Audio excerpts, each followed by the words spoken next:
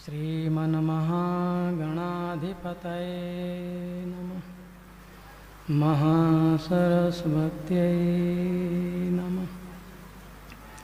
कृष्णाय वासुदेवाय हरये परमात्मने प्रणतक्लेशनाशाय गोविन्दाय नमो नमः। सदाशिवसमारम्भां शङ्कराचार्यमध्यमाम् अस्मदाचार्यपर्यन्तां वन्दे गुरुपरम्पराम्। क्लीमञ्जनागर्भसम्भूतं कपीन्द्रं सचिवोत्तमं श्रीरामप्रिय नमस्तुभ्यं हनुमत रक्ष सर्वदा हनुमत रक्ष सर्वदा। बोले बोले वृंदावन बिहारी लाल की, सद्गुरुदेव भगवान की।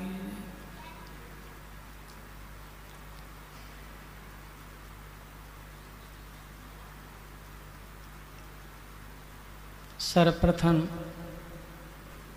परम पूज्य महाराज श्री जी के पावन चरणों में प्रणाम करते हैं। हमारे समिति में विराजमान महामंडलेश्वर डॉक्टर स्वामी अवशेषानंद जी महाराज, उनको मैं प्रणाम करता हूँ। व्यास मंच पर विराजमान श्री विमल शास्त्री जी तथा समस्त संत मंडल, सभी को प्रणाम करते हुए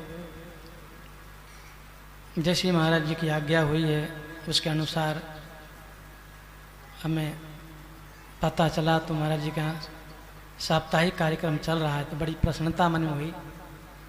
अयमेव परमो लाभा उत्तम श्लोक दर्शन में तो बहाना बनेगा, पर महाराज जी से मिलना हो जाएगा।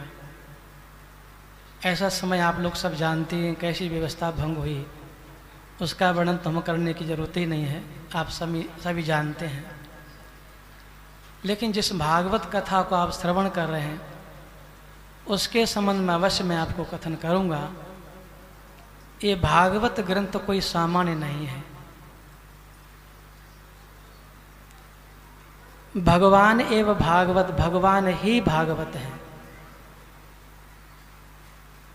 क्योंकि जब 11वें स्कंद में भक्त प्रवर उद्धव जी जब भगवान श्री कृष्ण धराधाम छोड़ के जा रहे थे, उस समय कहा आप तो चले जाओगे, जो लोग 7 दिन लगातार कथा श्रवण करते हैं वो भी अपेक्षा करते हैं कल आप चले जाएंगे, हमें कल कथा कौन सुनाएगा। उद्धव जी कहते हैं जो आपके संग रहा हो, खेला खाया हो, वो आपके बिना कैसे रहेगा। तो भगवान निवेदन स्वीकार किया, स्वकीयम यद भवे तेजा तत् श्रीमद्भागवत अवधात। अपना जो स्वरूप था अभी तक क्षीर सागर में निवास करते थे, लेकिन आज भागवत अर्णव, भागवत समुद्र में ही निवास किया। तब से श्रीमद्भागवत साक्षात भगवान का श्री विग्रह है, ऐसा सभी महापुरुष मानते हैं। तो भागवत में ऐसा दिव्य ज्ञान भरा हुआ है, ऐसा सदावर्त बैठता है कि चाहे कोई किसी संप्रदाय का, कोई पक्षपाती कैसा भी हो, हर किसी के लिए समाधान मिलता है। दूसरी बात यह है, जब कोई ग्रंथ का अध्ययन करते हैं उसमें 4 बातें जरूरत पड़ती हैं। विषय, संबंध, प्रयोजन, अधिकारी। विषय क्या है, प्रयोजन क्या है, संबंध क्या है, अधिकारी क्या है। अभी हमारे से व्यास जी महाराज वर्णन कर रहे थे, धर्म प्रयोजित कहतवोत्र परम। इसमें परम धर्म का निरूपण है।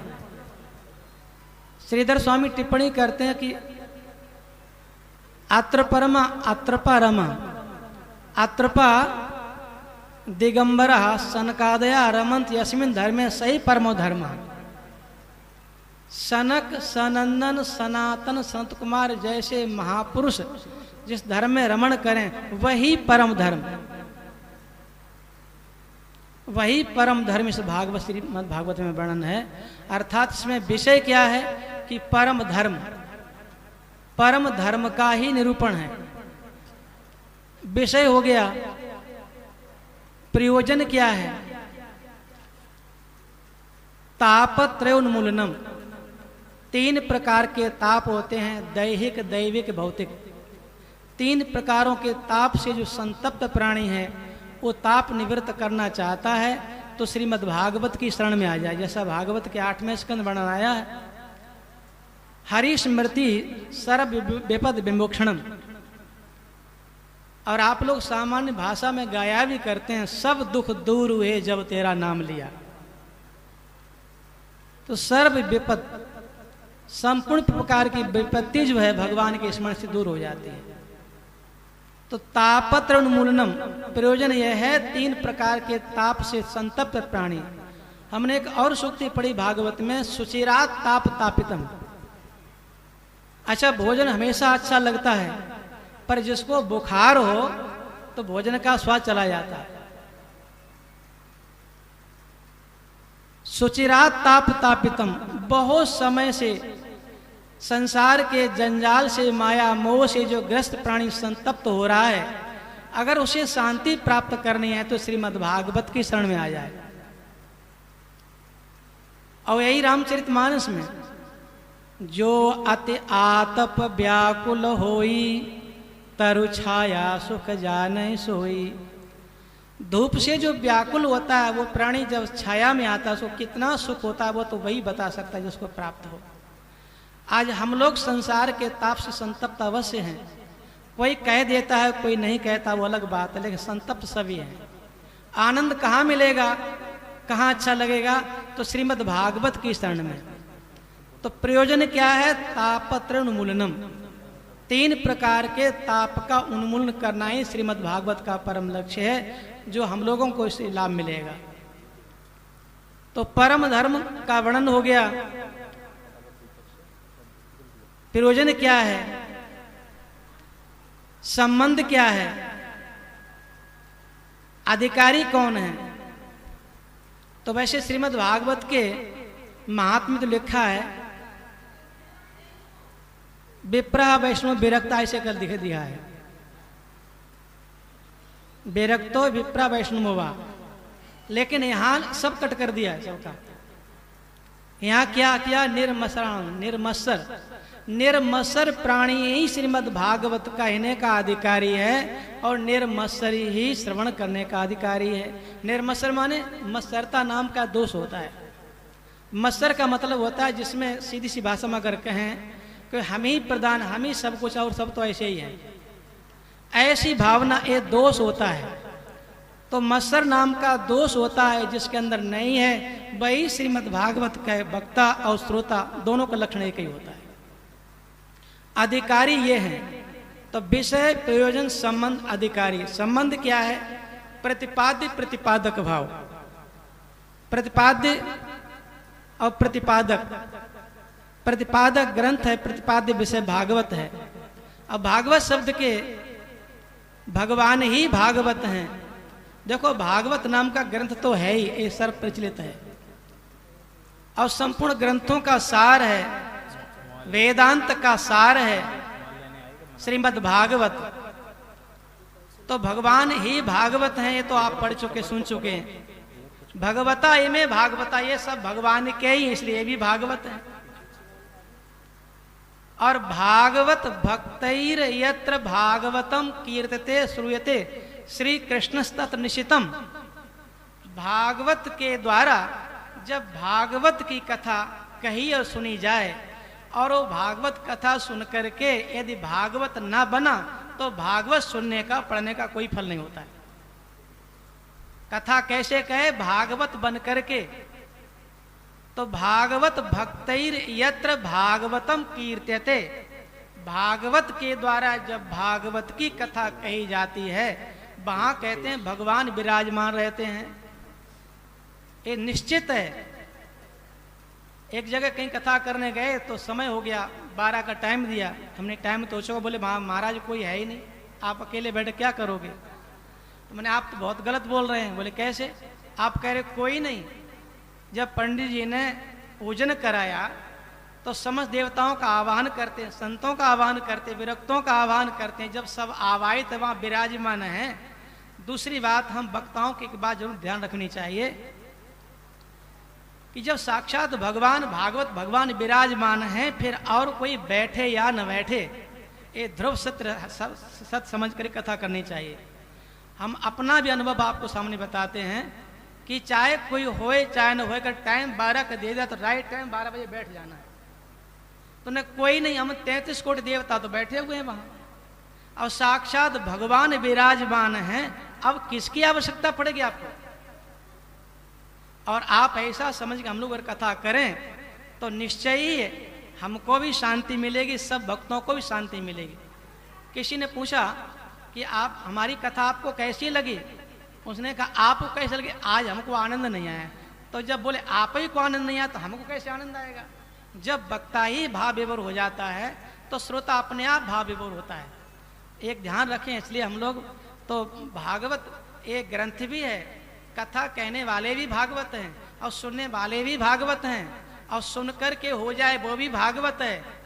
सही बात तो है, बनाने वाला भी वही है और बनने वाला भी वही है। जो बना है पदार्थ वो भी सब वही है, आदि भी वही है, अंत भी वही है, मध्य भी वही है। यही संपूर्ण वेदांत का आसार है। ऐसा जान करके यदि भागवत कथा श्रवण करेंगे तो मैं समझता हूँ कि भागवत का जो लक्ष्य है सबको, क्या सुचिरा ताप तापितम, जो संसार के तापों संतप्त प्राणी है उसको आनंद की अनुभूति जरूर होगी, ऐसा मैं अनुभव करता हूँ। और महाराज जी की प्रेरणा से जैसी आज्ञा हुई, हमने आपके समक्ष कुछ शब्द कहने की चेष्टा की है। उसमें क्या है, जैसे हमने आज तक कभी किसी से नहीं पूछा कथा कैसी लगती है, क्यों? कथा तो अच्छी होती है, मिठाई तो हमेशा मिठाई है, वो तो बांटने वाला कोई बांटे, पर मिठाई तो मिठाई होती है। इसी प्रकार से कथा तो कथा है, वो चाहे कैसे भी कोई कहे। और हम तो ये कहते हैं कथावाचक कैसा भी हो, लेकिन बात जाना चाहिए, बैठना चाहिए, सुनना चाहिए। क्यों? कि न जाने कौन सा शब्द किस समय निकल जाए, क्योंकि भागवत वक्ता कोई सामान्य होता, साक्षात भगवान ही व्यास रूप में वहां पधारते हैं। परम पूज्य सूर्य स्वामी अखंडानंद सरस्वती महाराज अपने ग्रंथ में लिखते हैं कि वो कहते थे कि जब हम बैठते हैं ना तो सुखदेव जी का आह्वान होता है, और आप देखना, अनुभव करें, हमने तो देखा है, जब पांडाल मंच बनता, कथा प्रारंभ होती है, उस समय का दृश्य, और जब समापन हो जाए आप उस समय दृश्य देख लेना, अपने आपको पता लग जाएगा। तो ये तो परमानंद रस है। जैसे अभी आप बता रहे थे, निगमः कल्पतरु, हमारे आचार्य जी कहते थे निरगता शिव वक्त्रेभ्या, और गता गिरजा मुखे, निकला भगवान शिव के मुख से और प्राप्त हुआ माँ पार्वती को। पार्वती निमग्न हो गई, यही इसी का नाम निगमा वेदो सैव, निगमा एव वेदो कल्पतरु, निगमा वेदा सैव कल्पतरु। कल्पतरु माने जिसके समीपे जाने पर व्यक्ति के संकल्प पूरे हो जाए उसको कहते हैं कल्पतरु। तो वेद ही कल्पतरु है, कल्प वृक्ष है, उसी का गिरा फल है, गिराया नहीं गया, अपने आप गिरा फल। तो क्या करें? तो मुँह रहो रसिका भूमि भावुका पिबत भागवत समालयम। इसलिए भागवत का कब तक पान करें? आलय पर्यंत, जीवन भर पान करते रहें। क्योंकि जिस किसी व्यक्ति ने यह कह दिया कि बस बस रहने दो, परम पूज्य श्री स्वामी अखंडानंद महाराज किसी ने कहा कि आप भागवत सुनाओ, विस्तार सुनाओ, बढ़िया तरी सुनाओ। सुनाने लगे, बोले महाराज ये तो बहुत लंबी कथा होगी, कब तक चले? बोले पूरा बानी ही रहा है क्या? तो नहीं, काम करता रहा। अभी तो श्री गणेश हुआ है, अच्छा आज ही विराम दे देते हैं। तो भागवत रस तो ऐसा है जिसको आप पीते जाओ, इसकी तृप्ति हो ही नहीं हो। जिसने कहा कि तृप्ति हो गई, आप जानते हैं रामचरित ये सुनत अघाई, रस विशेषित न जाना नहीं। जिन्हें कह दिया बस बस रहने दो, इसका मतलब कथा में आनंद कुछ आ ही नहीं रहा। इसलिए भागवत वास्तव में परमानंद रस है। अमृतम परमानंद रस सैव द्रवा तेन संयुतम। परमानंद रस से युक्त जो श्रीमद् भागवत रस है उसका आप पान करें। हमारे व्यास जी महाराज सुना रहे हैं। परम पूज्य श्री स्वामी महाराज जी की बड़ी कृपा है कि याद कर लेते हैं। हम तो इस समय गदगद हो जाते हैं कि महापुरुषों की कृपा बनी रहे तो जीवन धन्य धन्य हो जाएगा। इन्हीं शब्दों के साथ में अपने श्रद्धा सुमन समर्पण करते हुए वाणी को विराम देंगे। जय श्री कृष्ण, जय श्री राधे। बोले बांके बिहारी लाल की।